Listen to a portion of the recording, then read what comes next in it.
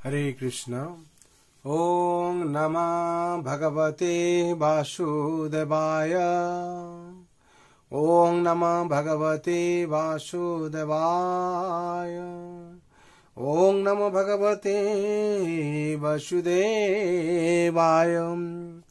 नारायणं नमस्कृतं नरं चैव नरोत्तमं देवीं सरस्वतीं व्यासं ततो जयमुदीरये। नष्टप्रायेषु अभद्रेषु नित्यं भगवत सेवया भगवते उत्तमश्लोके भक्तिर्भवति नैष्टिके। कृष्णाय वासुदेवाय देवकी नन्दनाय च नन्दगोपकुमाराय गोविन्दाय नमो नमः। हरे कृष्ण।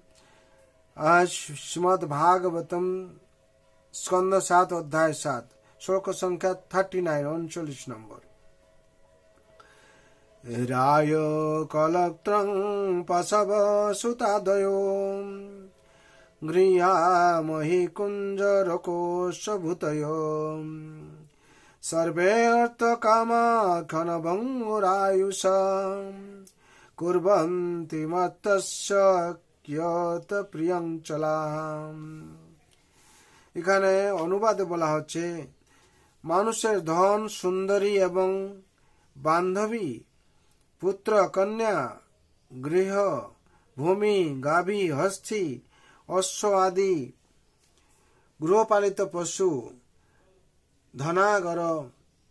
ধনাগার, অর্থ এবং কাম, এমনকি এই সমস্ত জড় ঐশ্বর্য ভোগ করার পরমায়ু সমস্তই ক্ষণভঙ্গুর এবং অস্থির।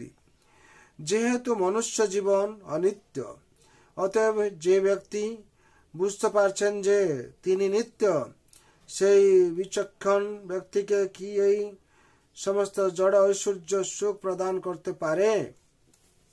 তাৎপর্য: এই শ্লোকে বর্ণনা করা হয়েছে অর্থনৈতিক উন্নতি সাধনের সমর্থকেরা কিভাবে প্রকৃতির নিয়মে নিরাশ হয়। পূর্ববর্তী শ্লোকে যে কথা জিজ্ঞাসা করা হয়েছে, কিং বিষয়োপপাদনে, তথাকথিত অর্থনৈতিক উন্নতি সাধনের ফলে কি লাভ হয়। পৃথিবীর ইতিহাস প্রমাণ করে যে জড় সভ্যতার উন্নতির মাধ্যমে দৈহিক সুখ স্বাচ্ছন্দ্যের জন্য অর্থনৈতিক উন্নতি সাধনের দ্বারা জন্ম, মৃত্যু, জরা এবং ব্যাধির অনিবার্য সমস্যার কোনো সমাধান হয় না। পৃথিবীর ইতিহাস পর্যালোচনা করার মাধ্যমে সকলেই দেখতে পায় যে রোম সাম্রাজ্য, মোগল সাম্রাজ্য, ব্রিটিশ সাম্রাজ্য ইত্যাদি পৃথিবীর বড় বড় সাম্রাজ্যগুলি কেবল অর্থনৈতিক উন্নতি সাধনের জন্যই ব্যস্ত ছিল। সর্বে অর্থ কামা, কিন্তু যুদ্ধ, বিগ্রহ,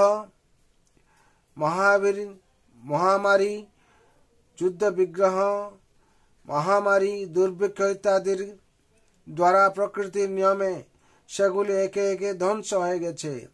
এইভাবে তাদের সমস্ত প্রচেষ্টাই ক্ষণভঙ্গুর। তাই এই শ্লোকে বলা হয়েছে, দুর্বন্তি মর্তস্য কিয়ং প্রিয় চলাহ। কেউ বিশাল সাম্রাজ্য অধিকার করার গর্বে গর্বিত হতে পারে, কিন্তু এই সমস্ত সাম্রাজ্য অনিত্য। 100-200 বছর পর সবকিছুই শেষ হয়ে যাবে। এই ধরনের অর্থনৈতিক উন্নতি সাধন যদিও কঠোর পরিশ্রমের ফলে লাভ হয়, কিন্তু তা অতি শীঘ্রই নষ্ট হয়ে যায়। তাই সেগুলিকে চলা বলে বর্ণনা করা হয়েছে। বুদ্ধিমান মানুষের তাই বোঝা উচিত যে অর্থনৈতিক উন্নতি সাধন মোটেই সুখদায়ক নয়। ভগবদ্গীতায় এই জড় জগৎকে দুঃখালয় মশ্বাসতম বলে বর্ণনা করা হয়েছে। তা দুঃখময় এবং অনিত্য। অর্থনৈতিক উন্নতি সাধন কিছু কালের জন্য সুখকর হতে পারে, কিন্তু তা স্থায়ী হয় না। তার ফলে এখন বড় বড় সমস্ত ব্যবসায়ীরা অত্যন্ত বিষণ্ণ হয়ে পড়েছে, কারণ ধন ধন অপহরণকারী সরকারগুলি তাদের উত্ত্যক্ত করছে। অতএব যা চিরস্থায়ী নয় এবং আত্মার জন্য সুখকর নয়, সেই তথাকথিত অর্থনৈতিক উন্নতি সাধনের জন্য মানুষ কেন তার সময় নষ্ট করবে? পক্ষান্তরে পরমেশ্বর ভগবান শ্রীকৃষ্ণের সঙ্গে আমাদের সম্পর্ক নিত্য সিদ্ধ কৃষ্ণ প্রেম। শ্রীকৃষ্ণের প্রতি শুদ্ধ আত্মার প্রেম নিত্য এবং দাস, সখা, পিতামাতা অথবা প্রেয়সী রূপে এই নিত্য প্রেম পুনর্জাগরিত করা মোটেই কঠিন নয়। বিশেষ করে এই যুগে এক অপূর্ব সুন্দর সুযোগ দেওয়া হয়েছে। মানুষ কেবল হরে কৃষ্ণ মহামন্ত্র হরে নাম হরি নাম হরি নামই বা কেবলম কীর্তন করার ফলে ভগবানের সঙ্গে তার নিত্য সম্পর্ক পুনর্জাগরিত করতে পারে এবং তার ফলে সে এত সুখী হতে পারে এবং তার ফলে সে এত খুশি হতে পারে এবং তার ফলে সে এত সুখী হতে পারে যে তখন সে আর এই জড় জগতের কোনো বস্তুর আকাঙ্ক্ষা করে না।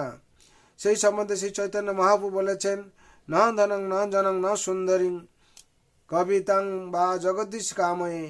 তাই উন্নত স্তরের কৃষ্ণ ভক্ত কখনো ধন সম্পদ, অনুগামী অথবা প্রতিষ্ঠা কামনা করে না। রায় কলত্র প্রসব সুতাদয় গৃহাময়ী কুঞ্জর কোশভূতয়।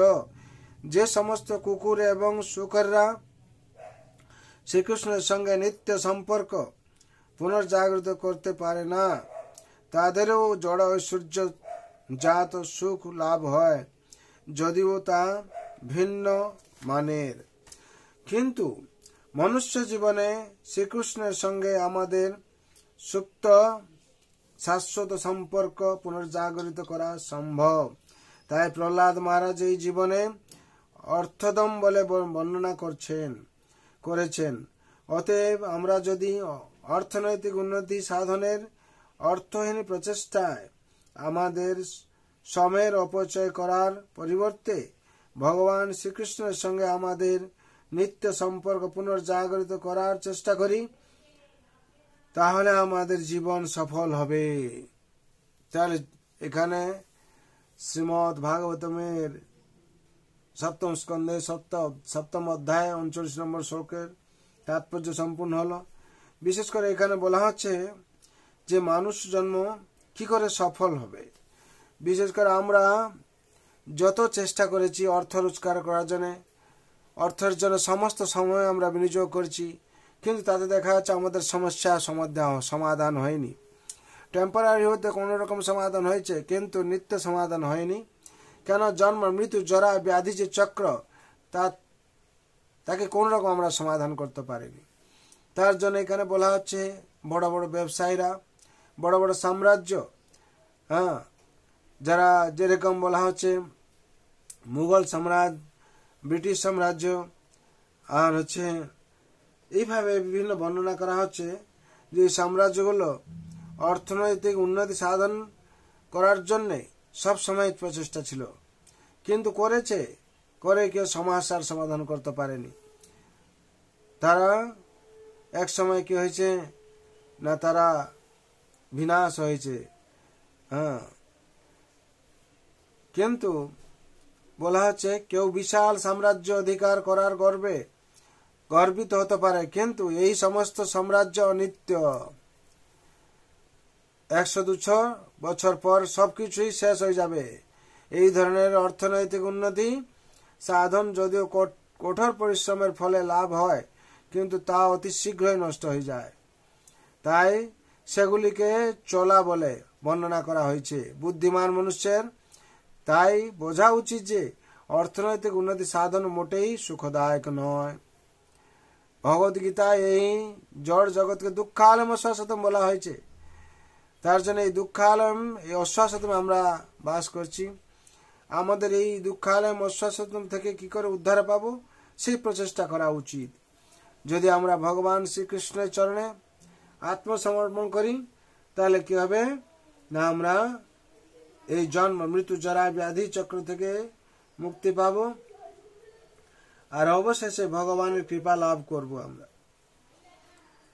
তার জন্য যত এই ছিল রোম সাম্রাজ্য বলুন, মোগল সাম্রাজ্য বলুন, ব্রিটিশ সাম্রাজ্য বলুন, এগুলো কিন্তু এরা পৃথিবীর বড় বড় সাম্রাজ্যগুলি কেবল অর্থনৈতিক উন্নতি সাধনের জন্যই ব্যস্ত ছিল আর কি। তার ফলে কি হয়েছে, মহামারী এসে, দুর্ভিক্ষ এসছে, এগুলো কোনো সমাধান হয়নি। কিন্তু যদি আমরা কৃষ্ণ ভক্তি করি তাহলে সব সমস্যার সমাধান হয়ে যাবে।